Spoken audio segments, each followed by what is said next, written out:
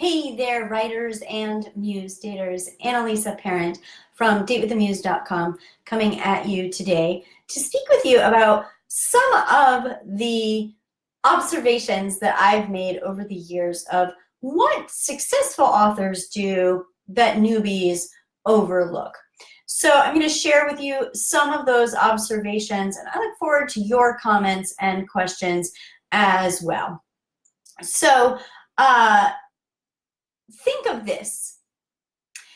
Let's take a time machine back to 1953. So 1953 was the year that the very first science fiction paperback was published. So what? Why do you care about this? Well, this was a big deal. Through the 40s, through World War II, sci-fi was growing as a genre, but up until that point, it had only been published as pulp fiction and as short stories. And so Ballantine Press was a brand new press back then, believe it or not, and they launched science fiction as a genre by being the very first who went direct to paperback. You may recall even up until 20 years ago, the way that we published books was to go into hardcover first. If the book was successful, it would go into paperback. So Ballantine, really innovative, launched this direct to paperback cycle for this new genre in 1953, sci-fi. So what? Why do you care? Well, in that year, many novels were published, dozens of novels were published by Ballantine. But there's one that stands out among all of the others, and that is Fahrenheit 451, which most of us, probably 90-something% of us, read at some point in our school years, right? It's considered a classic, not a sci-fi classic, but a classic. So why was Fahrenheit 451, of all of the books to come out at that time, the one that stood out? If I read you a list of all of the books that came out in 1953, unless you're a die-hard sci-fi fan, you probably never heard of the books or their authors. So why did that happen? Well, I'm going to tell you exactly why.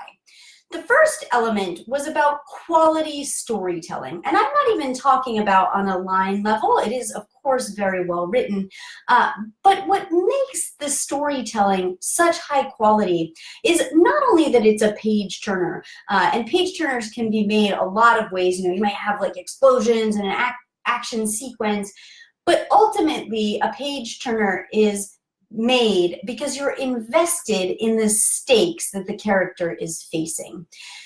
And certainly Fahrenheit 451 does this for us, but it also does something else, and this is really important.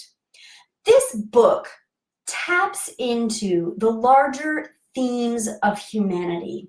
This is what gives it its staying power.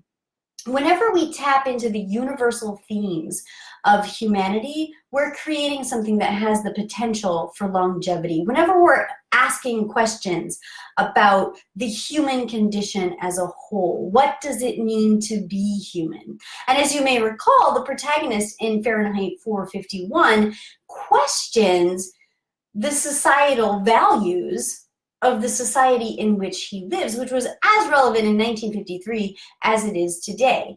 In those days, he was facing things like McCarthyism. Today, we've got very different questions, but the idea that you would question the society in which you live in and then make a decision that is counterculture based on your own personal values is certainly relevant. And it's what gave Bradbury the staying power with that book.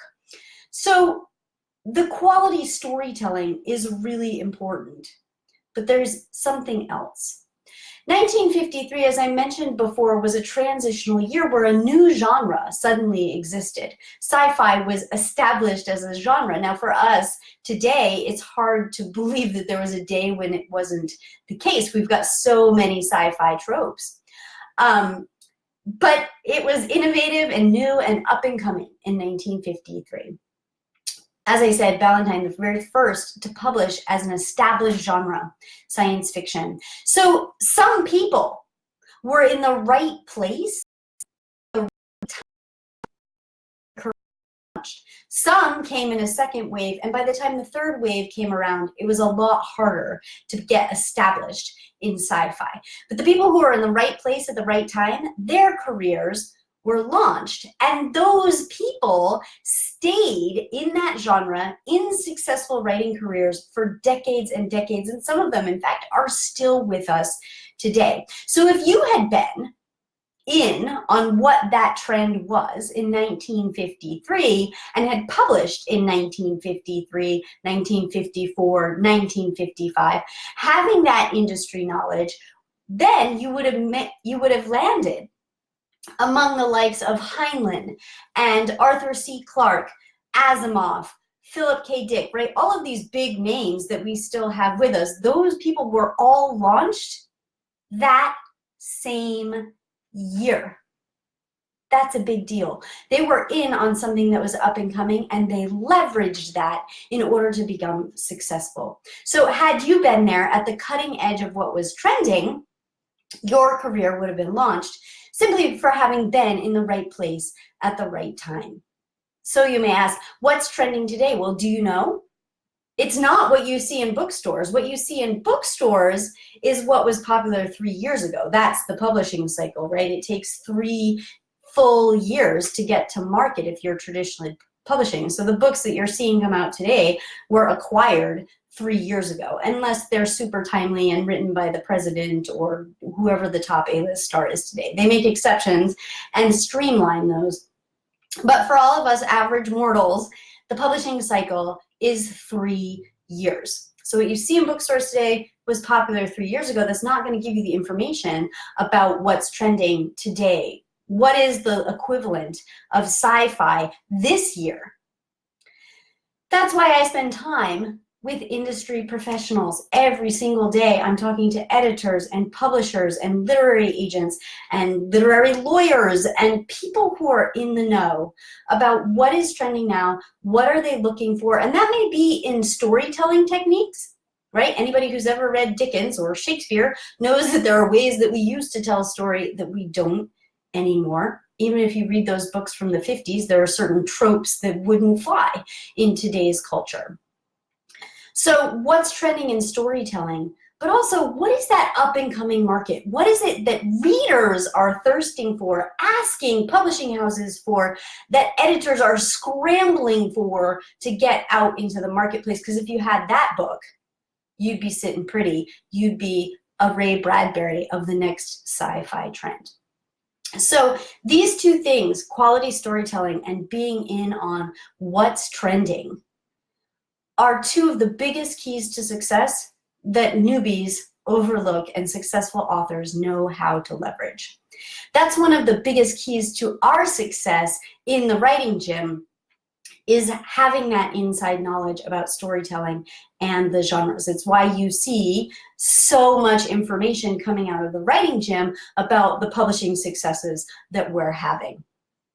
So if that sounds like something of interest to you, if you're serious and you're ready to finish that book, we have some openings in the writing gym starting next month. So if this message resonates with you and you want to publish and publish at a high level to create a writing career for yourself that lasts for decades, let's chat. You can click on the link below to find out how to work with me, meet with my team, get yourself into our calendar so we can start you on the journey to your writing career. I look forward to chatting with you.